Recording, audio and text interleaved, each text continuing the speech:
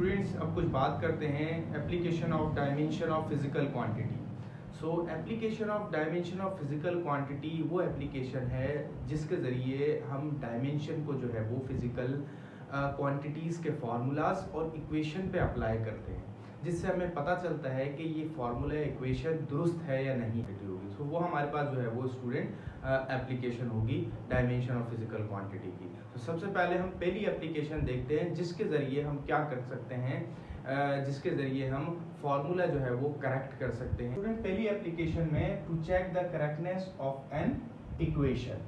सो application जो है हमारे पास पहली जिसके ज़रिए हम क्या कर सकते हैं, करेक्टनेस ऑफ एन इक्वेशन की करेक्टनेस को चेक कर सकते हैं। है या फिजिकल क्वांटिटी का फॉर्मूला है या फिर इक्वेशन है, वो हमारे पास दुरुस्त है या नहीं, या उसमें कोई गलती है या नहीं, ये इसकी करेक्टनेस जो है वो हम चेक कर सकते हैं जो है वो डायमेंशन के ज़रिए। सो इसको पहले हम देखते हैं, बाद में फिर हमारे पास दूसरी एप्लीकेशन है ड्राइविंग अ पॉसिबल फार्मूला। इसके ज़रिए हम फार्मूला भी ड्राइव कर सकते हैं। तो पहली एप्लीकेशन हम चेक करते हैं। सो हम पहली एप्लीकेशन को चेक करने के लिए, जैसे कि हमारे पास फर्स्ट इक्वेशन ऑफ मोशन है V F equal to V I plus A T. ये स्टूडेंट हमारे पास फर्स्ट इक्वेशन ऑफ मोशन है, V F is equal to V I plus A T, ये हम सब जानते हैं।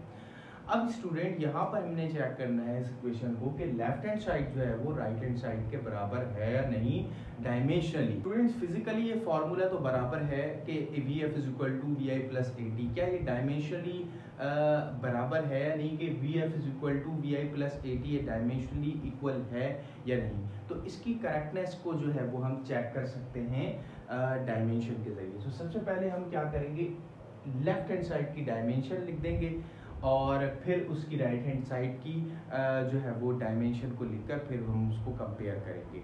सो पहले जैसे कि हम जो है मैंने आपको बताया कि हम यूनिट लिखेंगे तो उससे हमें डायमेंशन लिखना आसान हो जाएगी। पहले हम फिजिकल क्वांटिटी जो भी होगी उसका यूनिट लिखेंगे, फिर उससे डायमेंशन बनाएंगे, तो उससे हमें जो है वो आसानी होगी डायमेंशन बनाने में।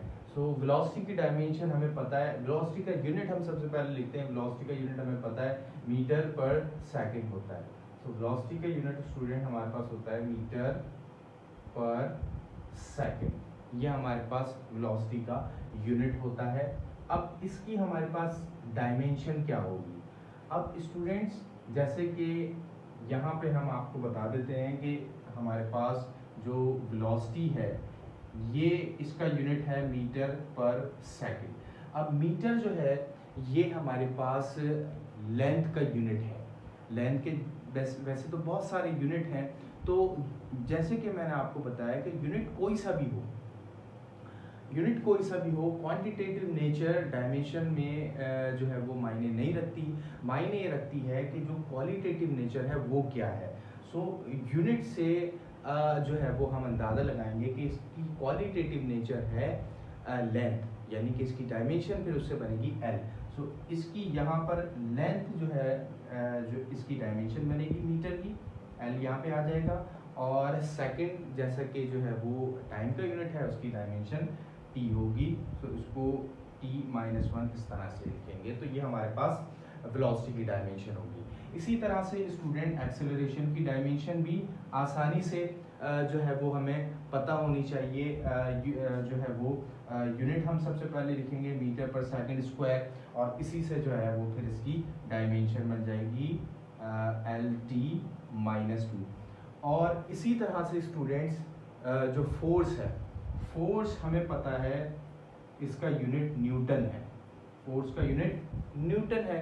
अब न्यूटन की डायमेंशन क्या होगी स्टूडेंट्स, ये भी आपको पता होना चाहिए। सो हमें पता है कि एक न्यूटन जो है वो बराबर होता है 1 किलोग्राम मीटर पर सेकंड स्क्वायर। सो 1 किलोग्राम मीटर पर सेकंड स्क्वायर, यहाँ से आप इसकी डायमेंशन बना सकते हैं। किलोग्राम स्टूडेंट मास का यूनिट है, और इसकी क्वालिटेटिव नेचर हो जाएगी एम, कैपिटल एम हो जाएगी, और यहाँ पे स्टूडेंट मीटर ये एल हो जाएगा, यहाँ पे t-2। तो यहाँ पर ये स्टूडेंट्स न्यूटन 1 न्यूटन जो है ये इसकी डायमेंशन निकल आई है, यानी कि फोर्स जो है उसकी डायमेंशन निकल आई है mlt-2। अब स्टूडेंट्स यहाँ पर भी आप चाहें तो जैसे कि वेलोसिटी है, इसके साथ भी आप चाहें तो m लिख सकते हैं, लेकिन इसके ऊपर पावर आपको 0 लगाना होगा। इसी तरह से जो एक्सेलरेशन है इसके साथ भी आप m लिख सकते हैं, लेकिन इसके साथ आपको पावर 0 लगानी होगी। और जहाँ पे पावर कुछ नहीं होती हमें पता है वहाँ पे पावर 1 होती है, और जहाँ पे पावर 0 है इसका मतलब वो क्वांटिटी 0 है, इसका मतलब यहाँ पे m नहीं है क्योंकि पावर 0 है। सो अगर आप चाहें तो इस तरह से लगा सकते हैं, इस तरह से भी जो है वो डायमेंशन लिख सकते हैं, क्योंकि MCQs में इनकी टेस्ट के बहुत सारे MCQs में इस तरह से आता है। और ये भी आपको जो है वो MCQs में हम बताएंगे कि जो डायमेंशन होगी उसमें आपको इस तरह से दी हुई होगी कि वेलोसिटी की डायमेंशन क्या है और साथ में m भी होगा। सो ये जो है वो डायमेंशन होगी वेलोसिटी की। सो इससे आप कंफ्यूज नहीं हो जाए, क्योंकि m के ऊपर 0 लगा हुआ है, m के ऊपर 0 का मतलब है यहाँ पे m मौजूद नहीं है।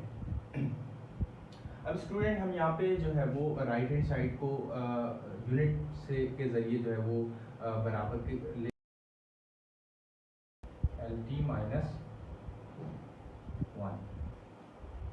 अब स्टूडेंट हमें पता है कि 2 इज डायमेंशन लेस, लिहाजा LT-1 ये बराबर हो जाएगा LT-1। Hence left hand side बराबर है right hand side. So student इस तरह से जो है वो हम डायमेंशन को बराबर कर सकते हैं। पहले हम यूनिट लिखेंगे फिर उसके बाद डायमेंशन बनाएंगे। अब स्टूडेंट एक और एग्जाम्पल देखते हैं।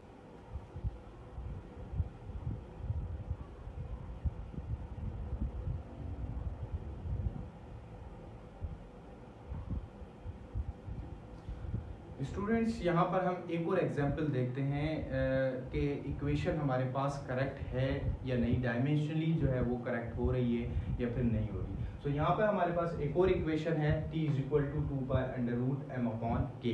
ये स्टूडेंट्स आपको पता होगा कि जब हम मास अटैच टू स्प्रिंग जो है वो पढ़ रहे होते हैं तो वहाँ पर जो है हमारे पास ये टाइम पीरियड की इक्वेशन आती है मास अटैच टू स्प्रिंग में। सो यहाँ पर हमारे पास m मास है और k जो है वो स्प्रिंग कांस्टेंट है। अब अक्सर कन्फ्यूजन होती है, स्टूडेंट पूछते हैं कि k/m है या m/k है, m/ जो है वो k है। सो स्टूडेंट को जो है वो अक्सर कन्फ्यूजन होती है। सो ये डायमेंशनली आप चेक कर सकते हैं कि ये जो है वो फार्मूला ठीक है या नहीं, इसकी करेक्टनेस जो है वो आप चेक कर सकते हैं। सो सबसे पहले हम देखते हैं सॉल्यूशन में, तो t जो है वो हमारे पास यहाँ पे टाइम पीरियड है, टाइम पीरियड भी हमारे पास जो है उसका यूनिट सेकंड है और सेकंड की डायमेंशन हमारे पास t ही होती है। सो लिहाजा इसका यूनिट हमारे पास जो है वो सेकंड है और सेकंड की डायमेंशन हमारे पास t ही रहेगी। सो लिहाजा हम यहाँ पर t रखेंगे। और अब हम देखते हैं राइट हैंड साइड, तो राइट हैंड साइड में हमारे पास 2π√m/k। सो 2π स्टूडेंट ये डायमेंशन लेस होता है, ये डायमेंशनल लेस कांस्टेंट है, डायमेंशन लेस कांस्टेंट होता है, तो ये खत्म हो जाएगा। उसके बाद हमारे पास क्या रह जाएगा, अंडर रूट में m/k रह जाएगा। सो यहाँ पर हम देखते हैं m हमारे पास जो है इसका यूनिट यहाँ पर क्या होगा। सो हम चाहे तो रूट भी हटा सकते हैं। सो ये m हमारे पास मास है, इसका यूनिट kg होगा और इसकी जगह आ जाएगा 1/2 रूट की जगह। जैसे हमें पता है कि रूट की जो वैल्यू होती है स्टूडेंट ये 1/2 होती है। सो 1/2 आ जाएगा और बाकी जो है ये हमारे पास k स्प्रिंग कांस्टेंट है। k स्प्रिंग कांस्टेंट है स्टूडेंट्स, का यूनिट जो है हमने आपको जो है वो उस टॉपिक में बताया था मास अटैच टू स्प्रिंग में कि इसका यूनिट न्यूटन पर मीटर होता है। और यहाँ ये जो है स्टूडेंट F = kx इस फॉर्मूले से लिया गया है, उसका यूनिट न्यूटन पर मीटर होगा। सो न्यूटन पर मीटर इसका यूनिट हो गया। अब मज़ीद इसको सिंप्लीफाई करेंगे स्टूडेंट्स, सो हम न्यूटन को भी जो है वो सिंप्लीफाई करेंगे। सो केजी यहाँ पर आप इसको यहीं पर रखें और जो न्यूटन है इसको हम किलोग्राम मीटर पर सेकंड स्क्वायर और डिवाइड में मीटर। तो यहाँ पर स्टूडेंट मीटर से मीटर कट जाएगा, केजी से केजी कट जाएगा और यहाँ पर जो है वो सेकंड ये ऊपर आ जाएगा, सो सेकंड स्क्वायर हो जाएगा और यहाँ पर पावर है 1/2 स्टूडेंट्स। सो उसके बाद स्टूडेंट्स हमारे पास ये ऊपर आ जाएगा। तो स्टूडेंट्स ये पावर स्टूडेंट्स हमारे पास प्लस में आ जाएगी, जब ये सेकंड ऊपर आ जाएगा तो पावर प्लस में आ जाएगी। उसके बाद ये 1/2 इससे मल्टीप्लाई कराएंगे तो सेकंड 2 + 1/2, सो 2 से 2 ये कैंसिल हो जाएगा, हमारे पास सेकंड आ जाएगा। तो सेकंड की हमारे पास डायमेंशन t होती है, हमें पता है। सो लेफ्ट हैंड साइड हमारे पास बराबर आ गया इसमें भी राइट हैंड साइड के। सो स्टूडेंट इस तरह से जो है वो आप जो है वो करेक्टनेस जो है वो इक्वेशन की चेक कर सकते हैं, जो फार्मूला है उसकी करेक्टनेस चेक कर सकते हैं इस मेथड के ज़रिए। पहले आप यूनिट लिखेंगे, फिर स्क्वायर ब्रैकेट में डायमेंशन लिखेंगे और उसके ज़रिए आप कोई भी फार्मूला हो उसकी डायमेंशन जो है वो आप आसानी से जो है वो चेक कर सकते हैं। अब स्टूडेंट हम इसकी सेकंड एप्लीकेशन की बात करते हैं। सेकंड एप्लीकेशन है driving a possible formula. Dimension of physical quantity के ज़रिए हम जो है वो फिजिकल क्वांटिटी जो है उसका फार्मूला भी ड्राइव कर सकते हैं, लेकिन वो पॉसिबल फार्मूला होना चाहिए स्टूडेंट, क्योंकि यहाँ पर जो है वो बहुत सारे ऐसे फार्मूलाज भी होंगे कि जो ड्राइव नहीं हो सकते, डायमेंशनल मेथड के ज़रिए जो है वो ड्राइव नहीं हो सकते। उसमें वो फार्मूले शामिल हैं कि जो हमारे पास डायमेंशनल कांस्टेंट जिन फार्मूलाज में होंगे, जैसे कि ग्रेविटेशनल कांस्टेंट है जी, ये डायमेंशनल कांस्टेंट है, के हो गया कूलम कांस्टेंट। सो ये जो है वो फार्मूलाज ड्राइव नहीं होंगे। और इसके अलावा जो हमारे पास फार्मूलाज होंगे डायमेंशन लेस कांस्टेंट वाले, वो जो है वो इसके ज़रिए ड्राइव हो सकते हैं। तो यहाँ पर जो है वो पॉसिबल फार्मूला जो है वो ड्राइव करते हैं। तो सबसे पहले हम फार्मूला ड्राइव करेंगे मोमेंटम का, P = mv। ये हमारे पास जो है वो फार्मूला होगा, इसको हम सबसे पहले ड्राइव करेंगे। सो स्टूडेंट्स यहाँ पर जो है वो फार्मूला ड्राइव करने के लिए आपको डेटा दिया गया होगा, क्वेश्चन में डेटा दिया जाएगा। उसमें स्टूडेंट डेटा में आपको जो है वो कंप्लीट जो है वो इंफॉर्मेशन दी जाएगी ऑब्जेक्ट की। लेट्स सपोज हमने अगर मोमेंटम कैलकुलेट करना है, सो हमें क्वेश्चन में जो है वो दिया कहा जाएगा कि let a body moving with certain speed और वेलोसिटी, सर्टेन वेलोसिटी कर लेते हैं, certain velocity having mass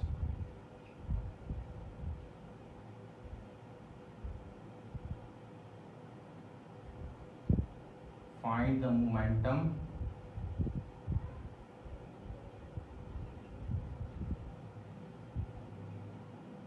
of a body और derive a formula of momentum। So student यहाँ पे जो है वो डेटा किसी भी तरह का हो सकता है, लेकिन डेटा में जो है वो आपको ये कंप्लीट बताया जाएगा जो जो क्वांटिटी उसमें है, यानी कि जो फार्मूला ड्राइव करवाया जा रहा है वो तमाम क्वांटिटीज़ का जिक्र होगा। जिस तरह यहाँ पे मास का जिक्र हुआ है, आप देख रहे हैं मास का जिक्र किया है हमने, और इसी तरह से ये वेलोसिटी का भी इसमें जिक्र कर दिया। और मोमेंटम का तो फार्मूला ड्राइव करना है तो वो जो है उसका जो है वो फार्मूला ड्राइव करने के लिए कहा जाएगा। तो आप सबसे पहले क्या करेंगे कि जो मोमेंटम होता है हमें पता है कि P से रिप्रेजेंट किया जाता है, वो जो है आप जो है वो मोमेंटम ऑफ अ बॉडी जो है वो प्रोपोर्शनल होगा किसके, मास के। सो यहाँ पे स्टूडेंट आप मास के प्रोपोर्शनल करेंगे, साथ में हम इसको पावर भी लगा देंगे यहाँ पे। पावर में यहाँ पे स्टूडेंट कोई भी हम यहाँ पे ए बी सी जो है वो उसको दे देंगे पावर, या फिर एक्स वाई जी जो है कोई भी हम जो है वो यहाँ पे वेरिएबल लगा सकते हैं पावर की जगह। सो पावर में हम एक्स वाई जी भी लगा सकते हैं, ए बी सी कुछ भी लगा सकते हैं। तो यहाँ पे मैंने ए यूज़ किया है। इसी तरह से मोमेंटम जो है वो प्रोपोर्शन होता है वेलोसिटी के, यहाँ पर जो है वो मैं बी यूज़ करूँगा, बी। अब स्टूडेंट यहाँ पर जो है वो मोमेंटम मास के भी प्रोपोर्शनल है और मोमेंटम वेलोसिटी के भी प्रोपोर्शनल है डेटा के अकॉर्डिंग। सो अब जो है वो फॉर्मूला बनाते हैं। सो मोमेंटम जो है वो दोनों के प्रोपोर्शनल हो गया, मास और वेलोसिटी के। सो मास के ऊपर ए लगा हुआ, वेलोसिटी के ऊपर बी लगा हुआ है। अब यहाँ पे प्रोपोर्शनलिटी का सिंबल हटाते हैं स्टूडेंट, एक कांस्टेंट आएगा यहाँ पे, और ये है मैंने आपको बताया जैसे कि कांस्टेंट जो होगा ये डायमेंशन लेस कांस्टेंट होगा। सो इसका कोई जो है वो फॉर्मूले पे असर नहीं पड़ेगा, ठीक है। सो ये आप इसको के से ही रिप्रेजेंट करेंगे, के से रिप्रेजेंट कर सकते हैं इसको। सो एम ए और वी बी, इसको आप कर दें इक्वेशन 1। यहाँ पे हमने इसको इक्वेशन 1 कर दिया। अब स्टूडेंट्स यहाँ पर जो है हम क्या करेंगे, अब इसकी डायमेंशन निकालेंगे।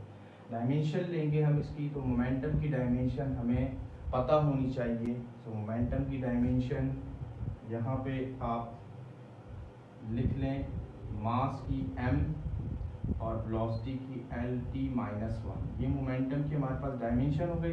इसी तरह से यहाँ पे आप मोमेंटम की डायमेंशन लिख सकते हैं MLT-1। ये हमारे पास मोमेंटम की डायमेंशन यहाँ पर हो गई है।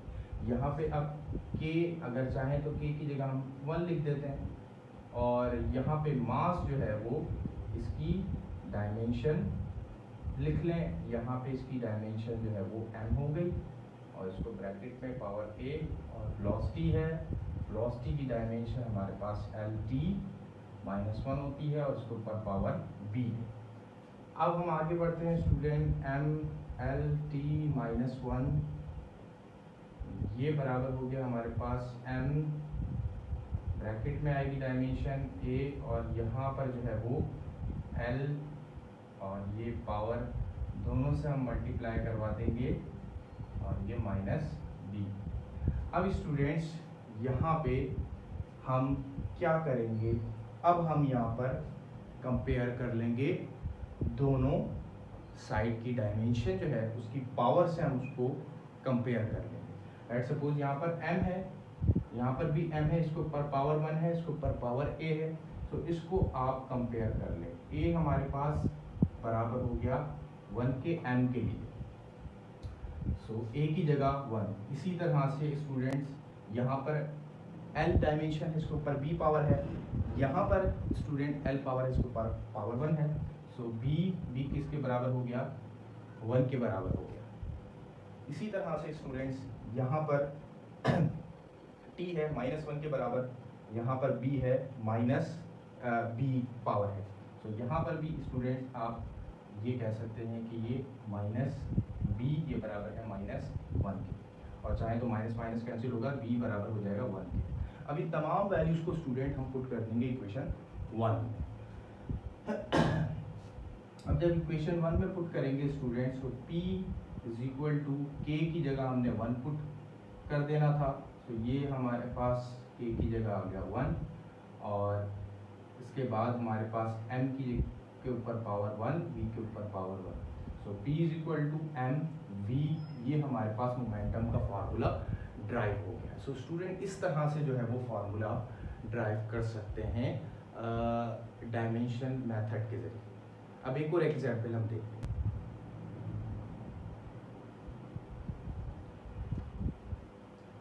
स्टूडेंट्स एक और एग्जाम्पल हम यहाँ पे लेते हैं कि लेट्स सपोज हमारे पास एक स्टोन है, और उसको हमने स्ट्रिंग के ज़रिए जो है वो अटैच किया हुआ है, उसको वायरल करते हैं। तो जब वायरल करेंगे स्टूडेंट्स, तो क्या होगा कि उस स्टोन में जो है वो सेंट्रीपिटल फोर्स जो है वो जनरेट होगा। सो यहाँ पर जो है वो सेंट्रीपिटल फोर्स का कॉन्सेप्ट आएगा। सो स्टूडेंट यहाँ पर सेंटीपिटल फोर्स जो है उसका हम फॉर्मूला कैसे ड्राइव कर सकते हैं इस पूरे डेटा को लेकर। सो इसके ऊपर जो है वो फॉर्मूला भी ड्राइव करते हैं और इसका ही डेटा बनाते हैं। सो सबसे पहले लेट सपोज डेटा में आपको ये कहा जा सकता है इसका रेडियस है। अब स्टूडेंट्स क्या करना है, वही मेथड जो हमने पहले वाली एग्जांपल में यूज़ किया वही यहाँ पे यूज़ करेंगे। तो सबसे पहले हम क्या करेंगे कि फोर्स, सेंटीपिटल फोर्स ये प्रोपोर्शनल हो जाएगी किसके, मास के, वेलोसिटी के, मास के, रेडियस के और वेलोसिटी के। अब इसके ऊपर कोई भी आप पावर दे दें, ए बी सी, हमने यहाँ पे पावर दे दी है ताकि फिर हम इसको ड्राइव कर सकें, हमें आसानी हो जाए ड्राइव करने में, ठीक है। सो आप पावर कोई भी दे सकते हैं। अब आगे हम मूव करते हैं। सो यहाँ पर जो है वो प्रोपोर्शनलिटी का साइन हटा देंगे, तो यहाँ पे आ जाएगा के एम ए आर बी और बी सी।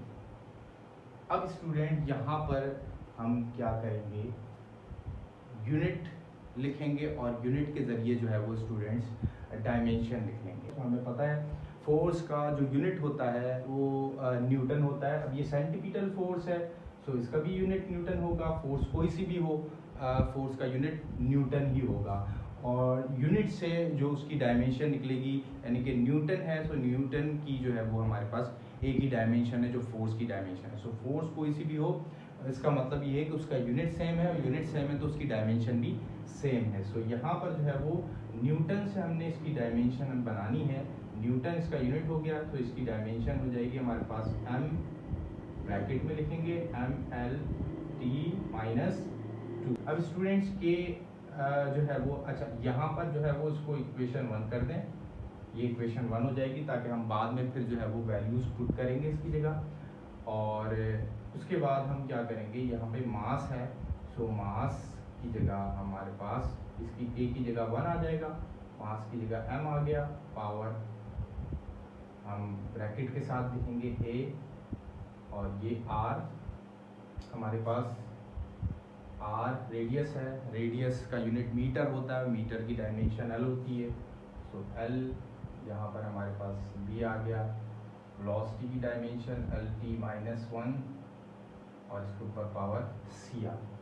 अब इसको मज़ीद आगे हम बढ़ाएंगे स्टूडेंट्स, mL/-2 ये यहीं पर आगे बढ़ेगा m a, और यहाँ पे हम इसको एक साथ लिख लेंगे, या चाहे तो यहीं पे एक साथ कर लें इसको, m a l और ये l, इसके ऊपर पावर c आ जाएगी, ये b हो जाएगा, इसके ऊपर पावर c आ जाएगी और यहाँ पर t और माइनस c हो जाएगा। अब एक और स्टेप कर लेते हैं, mL/-2 ये हो जाएगा हमारे पास m a और l b प्लस c और t माइनस c। अब ये स्टूडेंट हमारे पास कंडीशन होगी। अब हमने क्या करना है, जैसे कि हमने पहले इक्वेशन में किया फर्स्ट वाली एग्जांपल में, क्या हम जो हमारे पास डायमेंशन है उसकी पावर को हम कंपेयर कर लें और फिर वैल्यूज पुट कर दें इक्वेशन 1 में। सो अब यहाँ पर हमारे पास m है, ये m है, इसके ऊपर पावर 1 है, इसके ऊपर a है। सो a बराबर हो गया हमारे पास 1 के, और यहाँ पर हमारे पास l पावर 1 है, यहाँ पर b प्लस c है। So b plus c is equal to 1। So अगर हमने यहाँ पर इसको इक्वेशन पुट करते हैं, पहले हम b का बनाते हैं। तो यहाँ पर जो है वो t, सो अभी हम यहाँ पर जो है वो c के लिए वैल्यूज पुट करते हैं। सो यहाँ पर t माइनस पावर 2 है, यहाँ पर t माइनस c है। सो ये हो जाएगा हमारे पास माइनस c, ये बराबर है -2 के। तो माइनस माइनस कैंसिल हो जाएगा, c इज इक्वल टू 2 हो गया हमारे पास। अब ये 2 यहाँ पर आप पुट कर दें, b भी निकल जाएगा हमारे पास। तो इसी तरह से हमने क्या करना है, b plus 2 equal to 1। So ये प्लस है, वहाँ जाके माइनस हो जाएगा, b is equal to 1 minus 2 और ये हो जाएगा माइनस का 1। सो b आ गया हमारे पास माइनस का 1, a 1 आ गया और c आ गया हमारे पास 2। इन सब को हमने पुट कर देना है इक्वेशन 1। सो स्टूडेंट्स, जो हमने यहाँ पर कंडीशन बनाई इसको हमने इक्वेशन 1 में पुट करना है। इक्वेशन 1 हमारे पास क्या है, F C is equal to K M A R B और वी सी। के हमारे पास बराबर है 1 के और एम ए यानी कि ए की जगह हमने 1 पुट करना है, बी की जगह हमने -1 और सी की जगह हमने 2 पुट करना है। सो यहाँ पर हम पुट कर देंगे एफ 1 और m की जगह 1 हो गया पुट, और r की जगह हमने -1 और v की जगह 2। अब ये r -1 है, नीचे जाएगा +1 हो जाएगा, तो इसको आप इस तरह से लिख लें, mv² डिवाइडेड बाय r। तो ये बराबर हो गया mv² अपॉन r। तो स्टूडेंट्स, mv² अपॉन r ये हमारे पास सेंट्रीपिटल फोर्स का फॉर्मूला है। F is equal to mv² upon r। तो स्टूडेंट्स, mv² अपॉन r ये हमारे पास सेंट्रीपिटल फोर्स का फॉर्मूला है। ये हमारे पास ड्राइव हो गया है डायमेंशनल मेथड के जरिए।